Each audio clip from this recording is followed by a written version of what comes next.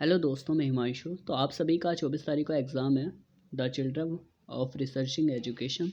तो काफ़ी बच्चे को बुक नहीं मिली, कठिनाई आ रही है पढ़ने में। कहाँ से पढ़े तो कहाँ से पढ़े, और मिल भी रहा है तो जानने में दिक्कत हो रही है। केस स्टडी है ही क्या, किस काफ़ी बच्चों को समझ नहीं आ रहा। यूट्यूब पे भी काफ़ी कम वीडियो है। तो आज हम बात करेंगे केस स्टडी के बारे में। तो टाइम बिना वेस्ट करे बात करते हैं केस स्टडी है क्या। तो केस स्टडी है किसी केस की स्टडी करना, किसी केस की स्टडी करना, बारीकी से उसकी स्टडी जांच पड़ताल करना, वही है केस स्टडी। और सिंपल सा भाई केस स्टडी आप हवा समझ रहे हो। केस स्टडी केस है, कोई केस होता है तो उसको हल करते हैं, उसकी जांच पड़ताल करेंगे। ये एक सच्चाई तो घटना होती है, सच्ची घटना होती है, जाहिर सी बात है। तो यही चीज़ है केस स्टडी। तो केस स्टडी का तात्पर्य है किसी वस्तु या स्थिति की भली भांति बारीकी से जांच पड़ताल करना, उसके बारे में जानना, इसके बुनियादी आधार। विद्यार्थी की जिज्ञासा प्रवृत्ति को माना जाता है। जो विद्यार्थी की जिज्ञासा होती है, कि जिसमें इंटरेस्ट होता है, उसको माना जाता है। दूसरे शब्दों में कहे तो मनुष्य का संपूर्ण ज्ञान, मनुष्य का जितना भी ज्ञान होता है ना, उसकी जिज्ञासा प्रवृत्ति का परिणाम होता है। केस स्टडी ज्ञान अनुभवों को पाने का साधन होता है।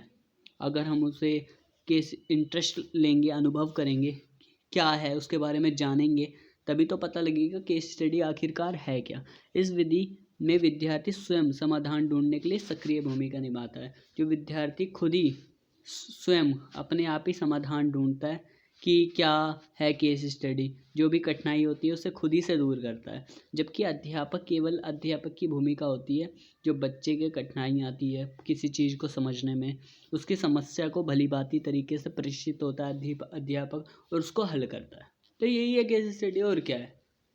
तो केस स्टडी है किसी चीज़ को भली भांति उसको बारीकी से जानना, उसको जांच पड़ताल करके उसके बुनियादी आधार को जानना। और जो वो होता है ना स्टूडेंट, विद्यार्थी का बुनियादी आधार ही उसकी जिज्ञासा प्रवृत्ति को माना जाता है, उसके इंटरेस्ट को माना जाता है। जिज्ञासा होती है उसमें, तो उसको माना जाता है। ठीक है।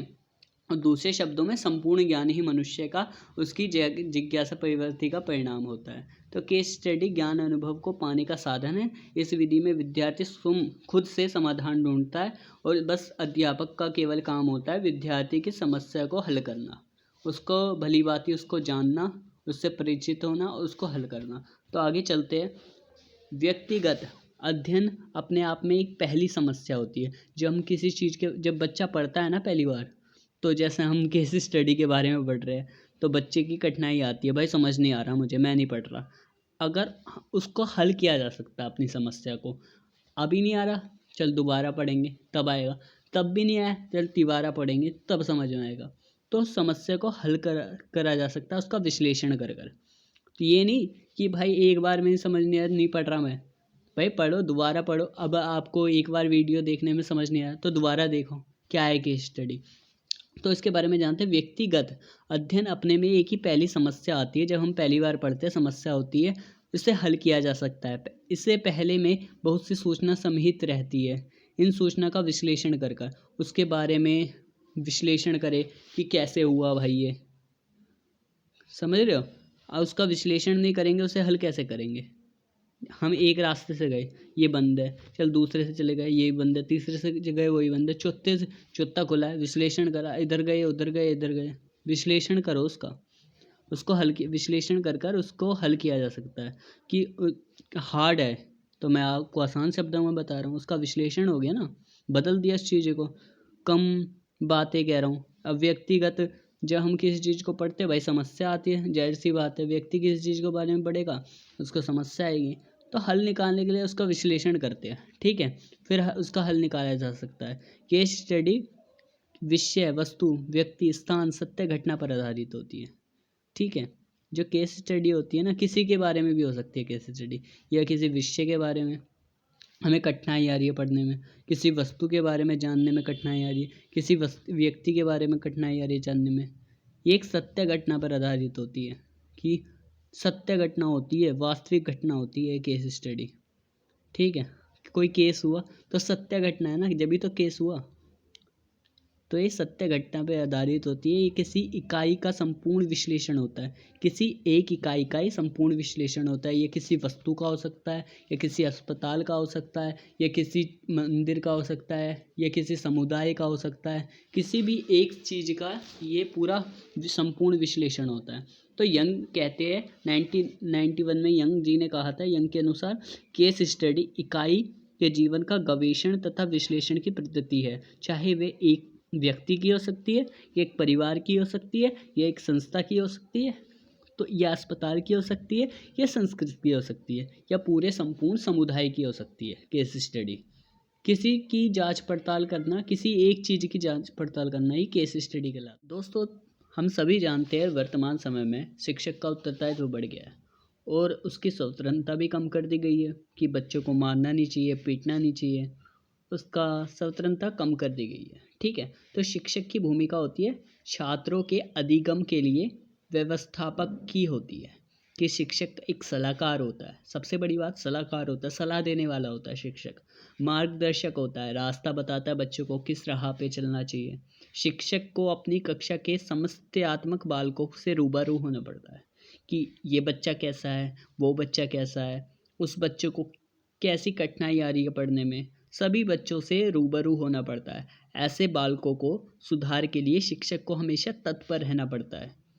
ठीक है, इसके लिए शिक्षक समस्यात्मक बालक से सुधार के लिए पूर्व इतिहास के स्वयं उसके परिवार से मिलता है, उसके मित्रों से मिलता है। जैसे कोई बच्चा बिगड़ा हुआ हो, उसके दोस्तों से मिलेगा, उसके परिवार माता पिता को बुलाएगा शिक्षक कि घर में कैसा व्यवहार है उसका।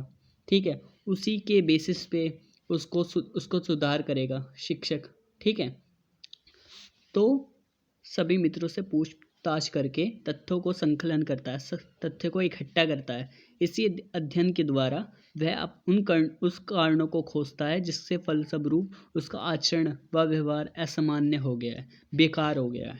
ठीक है, तो वो सभी से मिलके, उसके माता पिता से मिलके उसके घर में व्यवहार कैसा है, उसके दोस्तों से मिलेगा कि ये कैसा व्यवहार करता है, उसी को सभी चीज़ों को इकट्ठा करके फलस्वरूप वो उसको हल करेगा, उसको बच्चे के सुधार के लिए कि समस्या का बालक का उपचार करेगा, उसकी समस्या को हल करेगा, उसका आचरण सुधारेगा, उसको सुधार लाएगा। तो यही है वर्तमान समय की शिक्षा प्रणाली।